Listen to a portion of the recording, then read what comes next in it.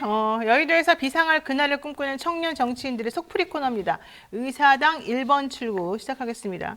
근데 이분들 여의도에서 가서는 여의도 입성을 지나면 또 변절하는 거 아닌지 걱정되긴 합니다만 오늘 한번 다짐을 받아보죠. 자, 임세은 전 청와대 대변인 그리고 신윤기 변호사 모시겠습니다. 두 분 어서 오십시오. 네, 안녕하세요. 안녕하세요. 요즘 제일 핫한 인물인데요. 이 두 분 다. 신윤기 변호사님한테는 특히 이걸 물어볼 수밖에 없겠습니다. 후쿠시마 오염수 방류 관련해가지고 100명 넘는 분들이 서명했지 않습니까? 뭐 이현주 전 의원이라든가 김종대 전 의원이랑 같이 함께 이름 올린 걸로 알고 있는데 뭡니까 그게 정확하게? 예, 뭐 정확하게 하면 이제 초당적인 이제 오염수 관련한 대책 기구를 만든 건데요. 뭐 정의당의 김종대 의원, 뭐 저희 국민의힘의 이현주 의원, 그리고 민주당의 하원기 대변인, 뭐 이런 분들 다 뜻을 모아가지고 네. 저희가 이제 정부의 그런 외교 부재 그리고 국민 무시에 대한 불통. 뭐 이런 것들에 대해서 저희가 좀 있는 그대로 국민들의 의사를 좀 전달을 하자. 네. 지금 저는 여야가 거의 이성을 잃고 거의 뭐 서로를 적대시하는 것에 저는 극단에 와 있다고 보거든요. 네. 그래서 저는 좀 더 국민들의 이익을 좀 대변하고 싶다라는 차원에서 준비했습니다. 제 이름도 좀 넣으시지 그러셨어요. 왜 저한테 아무 말도 안 하시죠? 저한테 안 분명히 받았어요. 순식간에 찾습니다. 죄송합니다. 예. 다음에 천인 선언할 때는 한번 천인 선언이요? 안 넣어주겠다는 건데요? 그거 이러면? 묻지도 않고 말이에요. 자기네끼리 하겠다는 거 아니에요? 아닙니다. 참네요. 괜찮습니다. 나라만 바로 세울 수 있다면 우리가 뭐 그런 거를 따지겠습니까? 자, 박근혜 정부 시절에 친박계 자장이었던 최경환 전 경제부총리가 최근 이준석 전 국민의힘 대표를 만나서 내년 총선 승리를 위해서 보수 대통합을 하자 뭐 이런 얘기를 했습니다. 뭡니까 이게 도대체가? 사실 저 사진을 보고 저도 조금은 놀랐는데 저는 최경환 경제부총리하고 이준석 대표가 만날 줄은 상상도 못했어요. 사진 보세요. 누구누구예요 지금 저 사진은 저기 인물이. 이제 그 이기인 의원하고 김용태 최고 뭐 구용모 씨인가요? 뭐 그렇게 네. 그렇게 파악이 되는데 뭐 사실은 이준석 대표가 이제 박근혜 대통령 당시에 이제 정치 시작했기 때문에 아마 최경환 부총리하고는 뭐 개인적 친분은 있는 것 같습니다. 그런데 이제 최근에 그 최경환 부총리 출마설도 나돌고 있고 또 이분이 사면복권 받지 않았습니까? 네. 다시 정치를 재개할 거라는 우려가 지금 진행되는 상황 속에서 이렇게 좀 면담을 가졌는데 저는 그 가진 것만으로는 뭐 크게 문제가 없다고는 보는데요. 이것이 외부에 드러났을 때에는 이제 조금은 국민들의 또 정치적인 평가가 따라붙기 때문에 저는 최경환 부총리 같은 이제 탄핵에 책임 있는 분들은 저는 정치 일선에서 좀 물러나시는 것이 저는 옳겠다. 저는 이런 생각 가지고 근데 있습니다. 이준석 전 대표는 그렇게 생각 안 하나 봐요? 뭐 이준석 대표의 생각까지 제가 물어보지는 않았지만은 네. 뭐 근데 밥 먹는 거 정도까지는 괜찮죠. 근데 이런 것들이 자꾸 이렇게 외부에 드러나거나 어떤 정말 실제 무슨 어떤 정치적인 행동으로 만약에 나아간다고 한다면은 그건 아마 국민들께서 좋게 평가는 안 하실 겁니다. 네, 임세현 대변인님. 네. 지금 최경환 전 부총리가 저 자리에서 내년 총선 승리를 위해서 이준석, 유승민, 나경원, 안철수, 박근혜 등 보수 가치에 동의하시는 사람들이 연합군으로 뭉쳐야 된다 이렇게 말했다는데 동의하십니까? 그러니까 이분들의 특징이 뭐냐 하면은 네. 이른바 윤석열 대통령한테 탄압받은 세력들 아니겠습니까? 그러니까 이른바 윤탄압 피해자 모임 같은 느낌이었습니다. 아, 윤탄압 피해자 모임이에요? 예, 예. 그러니까 이준석 대표야말로 이제 민주적 절차로 뽑힌 대표인데 그러니까 어거지로 끌려 내려왔죠. 그리고 유승민 대표, 나경원 대표, 안철수 대표 세 분 다 이번에 대표 선거에서 이른바 대통령실의 무언의 압박을 받았었던 분이고 그렇죠. 박근혜 대통령 이분이야말로 윤석열 대통령이 실제로 수사해서 기소해서 감옥에 집어넣은 분 아닙니까? 그러니까 저는 이게 윤탄압 피해자 말고는 사실상 이게 이 교집합을 설명할 길이 없다라고 생각하고 저는 이게 사실 어떻게 보면 여론이라고 봐요. 그만큼 윤석열 대통령에 대해서 이른바 같은 당에 있었고 같이 행동했던 분들마저도 이렇게 뭉칠 만큼 이제 윤석열 대통령에 대한 이런 반감이 많다. 그래서 그러한 여론을 의식하고 모인 것 아니냐라는 그런 합리적인 의심이 듭니다. 네. 그러니까 실질적으로 이렇게 내세우는 뭐 가치나 이런 것도 의미가 있겠지만 사실 그건 표면적인 얘기고 내부적으로는 탄압받은 사람들끼리 모여가지고 좀 뭔가 좀 해보자 이런 얘기. 근데 뭐 것 탄압이라는 같아요. 말씀 하시는데 네. 저는 조금 이게 듣기가 뭐 안 그렇게 좋아요? 편치는 않은 것이 네. 아니, 당시에 문재인 대통령이 중앙지검장과 또 특검으로 해가지고 윤석열 대통령 신나게 또 이렇게 할 때는 또 하다가 이제 와서 또 그거를 탄압당한 사람들의 뭐 피해자 모임이다 이런 식으로 표현하시는 것은 조금 제가 듣기에는 이게 편치는 않고 다만 뭐 그 문제 제기가 좀 일리는 있다고 봅니다. 어떤 정치 세력화가 되려고 그러면 시대 정신을 담아야 되고 네. 어떤 무슨 박해를 받았다 이것만 가지고서 어떤 나라를 바꿀 아젠다를 수 있는 건 만들 수는 아니거든요. 없죠. 그래서 네. 저는 소극적 가치보다는 어떤 적극적인 가치들을 더 창출해야 저는 네. 국민들이 반응할 것이다. 저는 그렇게 봅니다. 여기서 또 문재인 대통령이 왜 소환됐는지 잘 모르겠어요. 까딱하면 아니, 그 탄압 얘기를 하시니까 당시 시대적으로는 탄압당할 때 이제 검찰총장 내지는 중앙지검장이었기 때문에 예, 그 얘기를 말씀드린 알겠습니다. 겁니다. 그러니까 이 문재인 대통령이 윤석열 대통령을 검찰총장으로 임명해가지고 여러 가지 곤혹을 지금 치르고 있습니다. 속상합니다. 여러 가지. 네, 속상하죠? 네, 이 얘기 한번 여쭤볼게요. 이번에 윤석열 대통령이 개각을 했는데요. 극우 개각이다, 극우 유튜버 개각이다 이런 얘기가 안 나올 수 없는 상황이 돼버렸어요. 자, 이거 어떻게 보셨습니까? 저는 뭐 이번 인사 지적할 게 많은데 상당히 저는 좀 잘못된 점들이 많이 보입니다. 예를 들면 큰 틀에서는 차관 인사, 그러니까 쉽게 말하면은 장관 청문회라는 것을 피해가기 위해서 차관 인사를 한 것인데 네. 문제는 대통령실의 비서관들, 실세 비서관들이 갔거든요. 그럼 각 부처에서는 장관은 바지가 되고 차관이 실세가 되는 이런 굉장히 어색한 동거관계가 있을 것 같아서 상당히 좀 우려가스럽고요. 또 하나는 저는 김홍일 그 전 검사장이죠. 검사장이 이번에 국민권익위원장 내정이 됐는데 뭐 국민권익위가 얼마나 중요한 기관인지는 다 아실 겁니다. 그런데 그런 자리에 MB 대통령의 당시 그 BBK와 다스를 묻어줬던 굉장히 네. 수사를 못했고 무능하고 정치적인 편향성을 가졌던 분이 이렇게 올라갔다는 것은 저는 검찰 인사의 틀을 벗어나지 못했다는 점과 함께 이것은 MB 대통령 시즌2 아니냐라는 우려가 일단은 또 들었고요. 마지막으로 장미란 선수에 대해서 저는 차관 인사를 했다고 하는데 저는 뭐 신선한 건 제가 평가를 합니다만은 오히려 장미란 차관 같은 경우는 차라리 장관으로 등용을 해서 30대 장관에 대한 약속을 지키고 오히려 청문회를 통해서 장미란 선수의 인생을 평가받는 것이 정부에도 더 도움이 될 것 같은데 오히려 실무를 총괄하는 차관 자리에 놨단 말이죠. 그래서 이런 것들은 조금은 인사 배치에 있어서는 좀 아쉬움이 남는다. 이런 평가를 드리고 싶습니다. 아, 장미란 차관에 대해서 이용당했다 이런 사람들도 많았는데 오히려 장관을 시켰어야 된다. 아, 신박한. 아니 왜냐하면 장관이라는 것은 비전과 가치를 제시하기 때문에 충분히 뭐 장관할 자격이 있죠. 그리고 뭐 30대들도 장관을 통해 가지고 뭐 국정 경험 쌓을 수 있어야 되지 않겠습니까? 네. 대통령 약속도 하셨고요. 근데 차관이라는 자리는 좀 실무를 총괄해야 되기 때문에 좀 경험이 부족하다 그러면 조금은 어려움이 있을 수 있다. 맞아요. 저는 지적합니다. 사실은 차관이 실무는 다 총괄하는 자리니까 되게 중요한 자리인데 안 그래도 다들 걱정을 좀 많이 하곤 했습니다. 자, 그런데 임 대변인님, 환경부 등에서 장차관급 인사하기 직전에 1급 실장, 1급들 다 전원이 사표를 제출했다고 그러고요. 네. 사실은 국정원에서도 1급 전부 다 미리 다 좀 솎아내고 이런 일이 있었거든요. 이거 대통령실에서 지시한 거냐 물어봤더니 아니다. 자기네가 알아서 한 거다 이런 얘기해요. 무슨 말입니까 이건 또? 그러니까 뭐 누구 말을 믿어야 되는지는 일단은 모르겠습니다. 저는 이제 아, 몰라요? 난 알겠는데. 일단 국민들도 네. 대통령실에서 나온 발언에 대해서 이제는 더 이상 신빙성이 없다라고 생각하는 이런 여론들이 많이 있습니다. 그러니까 아마도 이제 1급 공무원 정도 되면 아주 고위직 공무원이고 1급까지 되려면 예를 들어 뭐 행정고시를 패스하고 나서 1급까지 되려면 한 2, 30년 가량의 굉장히 오랜 기간이 걸리는 매우 고위직인데 이분들이 그만뒀다. 그럼 만약에 자의적으로 그만뒀다 하면은 도대체 이 행정부와 이 정부와 도대체 결을 맞출 수가 없다라는 자존심의 문제일 거라고 생각합니다. 특히나 이번에 인사에 대해서도 이른바 사실 이게 막 나가는 인사라고 이제 평가가 되는 부분이 있거든요. 그러니까 극우 유튜버의 알고리즘 인사다 이런 얘기도 나올 만큼 1급 공무원 정도 되신 분들의 자존심의 문제도 약간 있는 것 같아요. 그러니까 예를 들어 자의적으로 했다면 도대체 이런 분들과 함께 할 수 없다라는 그런 자의적 판단. 만약에 대통령실에서 결을 함께 할 수 없다는 지시에 의하면 이거는 사실상 뭐 국정농단에 가까운 일인 것이죠. 그러니까 저는 뭐 어디까지는 아직 모르겠습니다만 이것이야말로 이제 지금의 개각과 윤석열 정부의 이런 인사 정책이 매우 잘못됐다는 걸 이제 드러난 계기다라고 좀 보여집니다. 네, 그렇군요. 신의기 부대사님한테 질문 한번 해보겠습니다. 나무님께서 물어보는데요. 지금 장관들 중에서 자기 목소리를 내고 미래를 그리는 사람이 있다면 한 명만 얘기해 주십시오.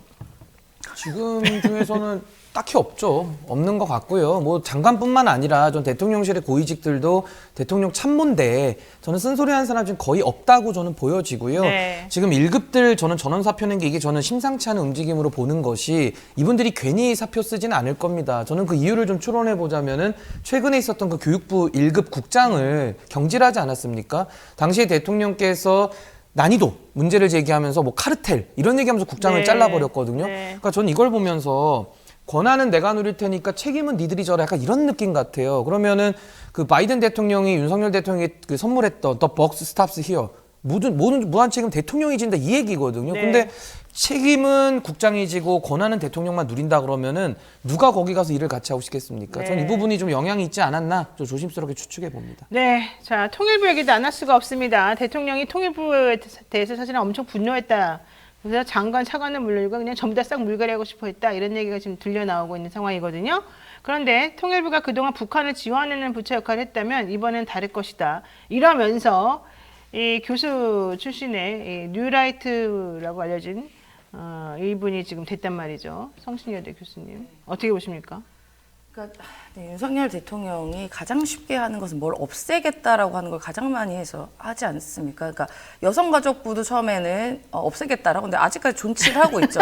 그러니까 이게 맞아요. 불가능한 일이거든요. 아. 그러니까 정부조직법을 개정을 해야 되고 그거는 야당의 동의를 필수로 하기 때문에 마음대로 없앨 수도 없는데 그냥 막 지르고 보는 거죠. 사실 이 네. 통일부도 없애고 싶으시면 그냥 뭐 드셔서 없앨 건지 뭐 어떻게 모르겠지만 자꾸 없애면서 방법을 찾으려고 하는지 저는 이해가 되지 않고 통일부 역할에 대해서도 이제 기본적으로 법에 나와 있는 역할에 대한 정확한 그 근거가 있습니다. 근데 그거를 해치면서까지 뭘 역할을 바꾼다? 그러면은 법을 바꾸던가 헌법을 바꾸던가 하셔야지. 이런 적법한 절차를 거쳐서 바꿔야지. 뭐 말로만 자꾸 없애고 바꾸려고 하는 거 이것이야말로 반헌법적이고 반상식적이고 반비과학적이고 반지성적인 거 아니겠습니까? 저는 대통령께서 조금 뭔가 말씀하실 때 좀 찾아보고 뭔가 좀 조언을 많이 들으셨으면 좋겠어요. 그러니까 감정적으로 자꾸 얘기하시다 보면 자꾸 이게 어긋난 일이 많거든요. 그러니까 대통령의 말씀에 대한 무게와 엄중함에 대해서 다시 한번 생각해 보셨으면 좋겠다라는 말씀 드리고 근데 싶습니다. 사실 저는 그것도 걱정이지만 더 걱정되는 게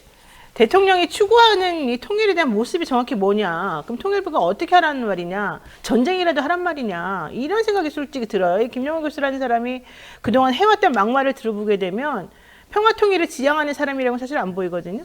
근데 저는 이제 보수 정부에서 정권을 잡았을 때 전 남북 관계에 획기적인 변화를 이룰 수 있는 오히려 명분이 있다고 보거든요. 그러니까 네. 진보 정권은 아무래도 여러 가지 오해를 받을 수 있기 때문에 오히려 보수 정권이 저는 참 남북 관계를 개선할 기회다 이렇게 보는데요. 그렇죠. 저는 윤석열 대통령이 지금 쓰는 인사들을 보면은 MB 때 인사들이 지금 다 복귀하고 있거든요. 아까 뭐 네. 김홍일 검사장도 있지만은 이 김영호 장관 내정자도 통일비서관을 MB 때 지냈던 분이에요. 그렇다면 우리가 MB 정권 때의 대북 관계를 좀 상기해 본다면은 그 그림이 나오는 거거든요. 뭐 김태호 제1차장도 마찬가지 인사고요. 근데 통일부를 보면은 정부조직법이 이렇게 돼 있어요. 통일 및 남북 대화 교류 협력에 관한 정책 수립, 통일 교육, 그 밖에 통일에 관한 사무. 그러니까 쉽게 말하면 대화하는 자리고 대화에 능한 사람을 보내야 되는데 네. 지금 제가 볼 때는 통일부 장관의 약간 좀 말로 잘 싸우는? 그러니까 좀 말로 싸우는 국방부 장관 같은 스타일? 약간 이런 분들을 지금 통일부 장관에 앉히고 있거든요. 네. 그렇다면은 이것이 과연 통일 정책을 잘 수립할 수 있을지도 의문이고 북한과의 관계 개선이 잘 되겠느냐 여기에 대해서는 매우 좀 회의적인 저는 좀 매우 이건 좀 부족한 인사 아니냐 좀 이렇게 진단할 수밖에 없겠습니다. 네, 박민식 국가보훈부 장관이 이런 얘기도 했습니다. 가짜 독립유공자는 결코 용납할 수 없다. 북한 정권 수립에 기여했거나 공적조서가 허위로 드러나면 서울까지 박탈한다. 뭐 이런 얘기를 지금 한 겁니다. 박민식 장관의 입성이 사실은 만만치가 않은데 이게 오히려 갈라치기다. 이런 얘기 지금 나오는 상황이기도 하고요. 특히 여기서 손혜원 전 국회의원의 부친을 겨냥한 거다. 지금 이런 해석이 나오거든요. 네, 맞습니다. 이분 박민식 이분 아직 장관이 되셨네요. 결국은 이분 문제가 많았고 학폭 말고 무슨 그 이른바 뭐 그 검사 시절에 그러니까 피해자를 약간 피해자 아닌데 이게 뭐 조작 날조 이런 얘기가 있었는데 이분이 되신 것도 나는 신기하네. 저는 이제 하여튼 이분이 이때 다시 소환이 됐는데 저는 이 정부가 너무 사사롭다라는 생각이 드는 게요. 그러니까 지금 뭐 좋습니다. 그러니까 가짜 독립유공자나 뭐 예를 들어서 북한 정권 이런 분들 맞습니다. 박탈하는 것도 맞아요. 예를 들어. 근데 너무 사사롭게 뭐 이른바 지금 정부에 대해서 비판적인 사람들에 대해서 딱 꼬집어가지고 요 사람 안 되는 것처럼 얘기를 하는 것 자체가 이 공권력이라는 건 매우 제한적이고 공적으로 써야 되는 데 불구하고 매우 사사롭게 사용하는 거 아니냐라는 의심을 지울 수가 없죠. 그러니까 손혜원 의원의 뭐 아버님이신가요? 그러니까 원래는 손용우님. 그분이 원래는 유공자 아니셨다 2018년에 복귀가 된 걸로 알고 있는데 그분 딱 집어가지고 이제 이야기하는 것 자체가 너무 이렇게 편협하게 사사롭게 권력을 이용하는 거 아니라는 의심을 지울 수가 없습니다. 그러니까 좀 큰 틀에서 좀 봤으면 좋겠다라는 말씀을 드리고 싶습니다. 저는.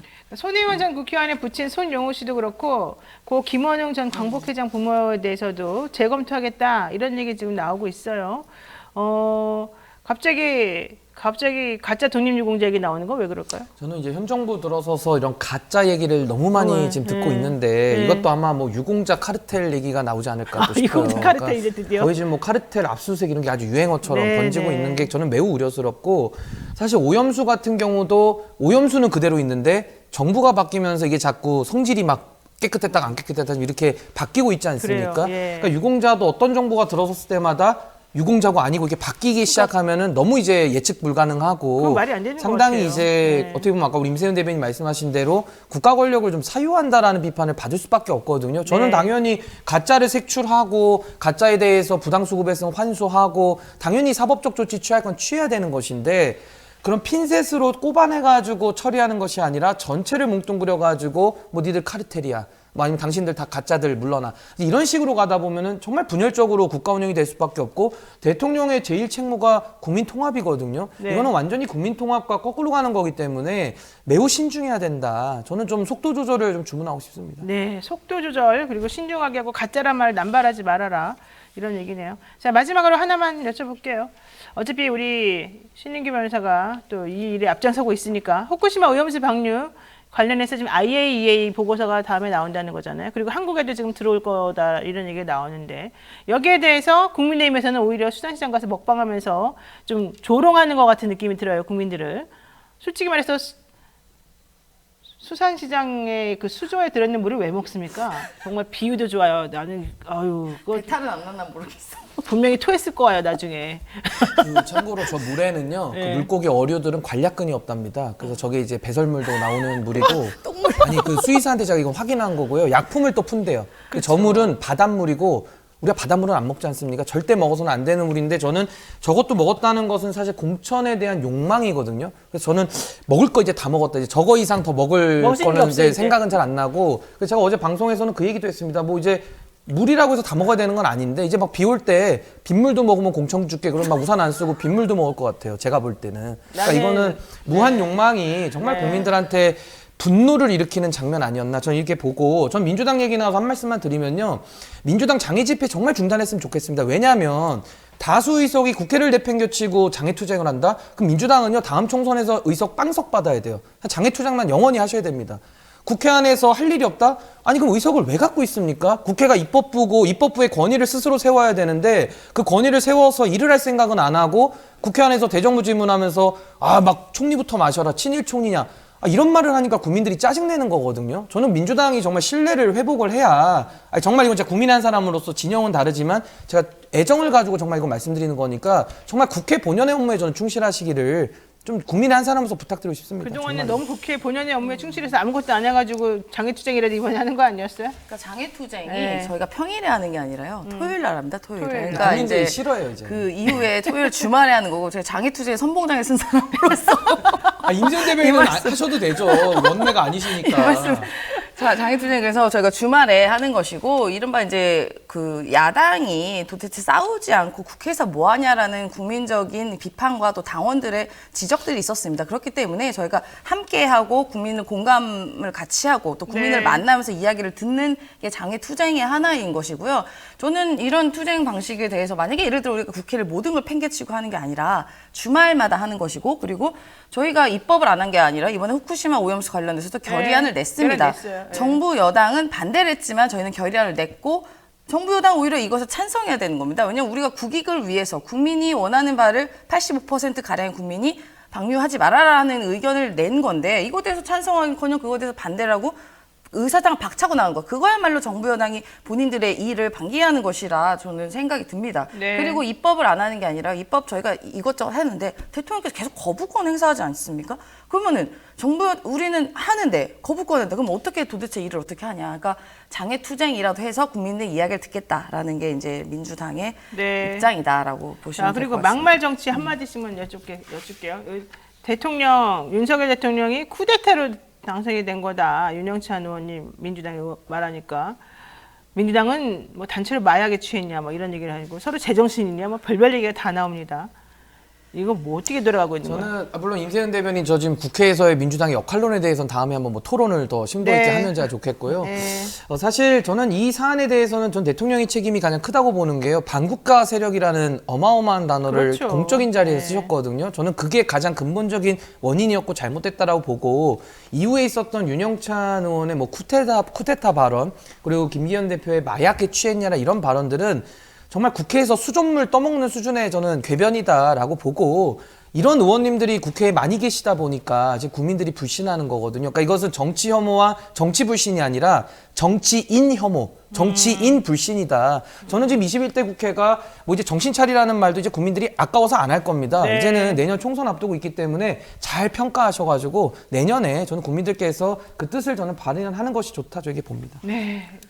그러니까 아마도 이제 작용과 반작용인 것 같아요. 이제 이쪽에서 세게 말하면 우리도 같이 받아쳐야 이제 뭔가 얘기가 되고 대립이 되는 것 같은데 이른바 이제 엽기 떡볶이 같이 누가 더 매운가 이런 정치 같은데 네. 뭐 국민께서 판단하실 거고 아마 양당에서도 이제 이런 우리가 이제 정책과 이제 국민의 여론으로 승부를 해야지 말장난으로 하는 것은 더 이상 이제 국민께서 용납하지 않으실 거다라고 생각합니다. 네.